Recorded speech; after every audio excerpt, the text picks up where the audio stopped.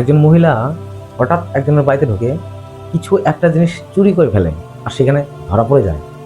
সেই মহিলার কোলে একজন বাচ্চা ছিল, মানে নবজাতক যাকে বলে, মানে হয়তো 6 মাস হয় বা 7 মাস হয় বা 8 মাস হয়। বাই চান্স, দুর্ভাগ্যবশত বা আনফর্চুনেটলি সে ধরা পড়ে যায়। তো যিনি দেখে তিনিও একজন মহিলা ছিলেন। সঙ্গে সঙ্গে সেই মহিলাকে যে চুরি করেছেন তাকে সঙ্গে সঙ্গে একটা সপাটে গালে এমনভাবে চড় মারে, এতটাই ব্যথা পায় তিনি কান্না করেন।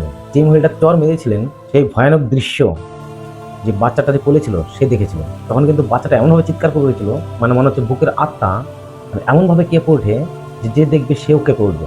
এটার মানে হচ্ছে আর্থিক অবস্থা, আর্থিক দিয়ে এমনভাবে এমন পর্যায়ে চলে গেছে যে আমি ভিক্ষা করবো না, আমি এমন, মানে আত্মসম্মানের ব্যাপার এটা। আত্মসম্মান বাঁচাতে গেলে ভিক্ষা করবো না, আমি চুরি করে খাই, কেউ জানতে পারবে না, আমার কমসে কম বাচ্চাটা তো বেঁচে যাবে। আমার মনে হয় এই চিন্তা ভাবনা করে এই ব্যাপারটা হয়েছিল। কিন্তু যারা দেখবে যখন ধরা পড়েছে মহিলাটা, তখন কিন্তু পারিপার্শ্বিক দিক দিয়ে প্রচন্ড চাপ আসবে যে চুরি করে এই মহিলা, ওরে বাপ, এটা তো অ্যাকসেপ্ট করার মতো ব্যাপার না।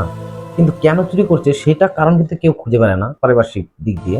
বাচ্চাটা যে কান্না করে উঠছিল, যে ভয়টা পেয়েছিল বাচ্চা, সেই ভয়ের মধ্যে কিন্তু একটা অভিশাপ চলে আসে।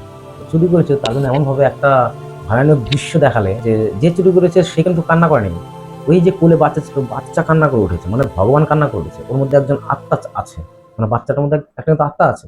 সেই আত্মা এমনভাবে এনজয় নিচ্ছে আমাদের প্রতি, ওর মধ্যেও কেউ তো ব্যাপারটা ফিল করবে, অনুভব করবে যে আসলে কেন এই ঘটনা ঘটলো। সেটা আমরা দেখছি, ভগবান এনজয় নিচ্ছে। এটা কমেন্টে জানাবে।